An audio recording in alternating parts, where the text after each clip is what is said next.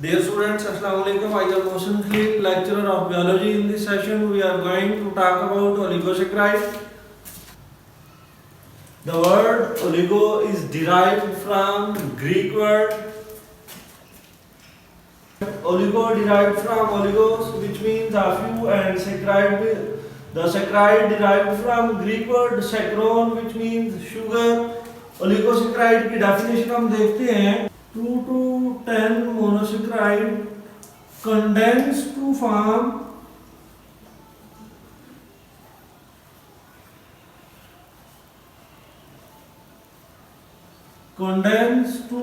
oligosaccharide। आप इसको एक और तरह से डिफाइन कर सकते हो, दे आर कंपोज्ड और they are made up of 2 to 10 monosaccharide units।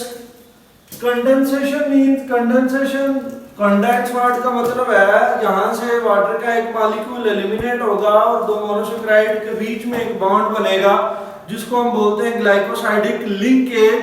ये 2 to 10 मोनोसैकेराइड जो कंडेंस होते हैं और रिजल्टेंट प्रोडक्ट ओलिगोसैकेराइड बनता है, तो उसके लिए एक लिंकेज होती है, उसको बोलते हैं हम glycosidic linkage. Monosaccharide units combine, they are known as disaccharide.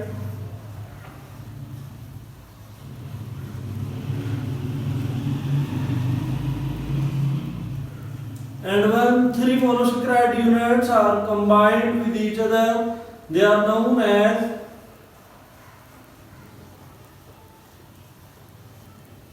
trisaccharide। Students, हम देखते हैं दो मोनोसैकेराइड के यूनिट जो हैं वो कैसे एक दूसरे के साथ इंटरलिंक होते हैं और वहां पे कैसे कंडेंसेशन का प्रोसेस होता है और कैसे ओलिगोसैकेराइड बनते हैं। उसके लिए हम देखते हैं ग्लूकोज। लास्ट टाइम भी हमने पढ़ा था इसका जो ग्लूकोज का रिंग स्ट्रक्चर होता है, मोस्टली स्टूडेंट्स को याद रखने में दिक्कत होती है, तो आप देखें इसको कैसे याद रखना है। 1 और 4th पोजीशन के टॉप पे आपने हाइड्रोजन लगाने हैं और उसके नीचे आपने हाइड्रोक्सिल ग्रुप अटैच करने हैं। उसके बाद क्या करना है, सेकंड पोजीशन पे एज इट इज हाइड्रोजन ऊपर रहेगा, हाइड्रोक्सिल नीचे, और थर्ड पोजीशन पे ये एक दूसरे के अपोजिट आ जाएंगे, हाइड्रोक्सिल ऊपर चला जाएगा और हाइड्रोजन नीचे आ जाएगा। अब हम नेक्स्ट ग्लूकोज का स्ट्रक्चर ड्रा करते हैं। तो पढ़ा है कि जब 2 to 10 मोनोसैकेराइड यूनिट्स जो होते हैं वो कंडेंस होते हैं, यहाँ पे कंडेंसेशन का प्रोसेस होता है, तो वाटर का एक मॉलिक्यूल एलिमिनेट होता है। वाटर का मॉलिक्यूल एलिमिनेट होने के बाद जो रिजल्टेंट प्रोडक्ट बनता है उसको हम बोलते हैं डाइसैकेराइड। अब हम यहाँ पे देखते हैं, यहाँ से ये हाइड्रोजन और इस वाले का हाइड्रोक्सिल ग्रुप जो होगा वो यहाँ से एलिमिनेट होंगे। जब वाटर का मॉलिक्यूल यहाँ से एलिमिनेट होगा तो हम इसको क्या बोलेंगे, कंडेंसेशन का प्रोसेस। यहाँ पे जब वाटर का मॉलिक्यूल एलिमिनेट होगा तो इन दो के बीच में जो लिंकेज बनेगी वो लिंकेज बनेगा ग्लाइकोसाइडिक लिंकेज। अब हम इसकी पोजीशन देखते हैं, यहाँ पे 1 carbon number 1, carbon number 2, carbon number 3, यहाँ पे 4 और यहाँ पे कार्बन नंबर जो है वो फर्स्ट है। तो यहाँ पे जो लिंकेज बनेगा उसको कहेंगे अल्फा 1,4 ग्लाइकोसाइडिक लिंकेज।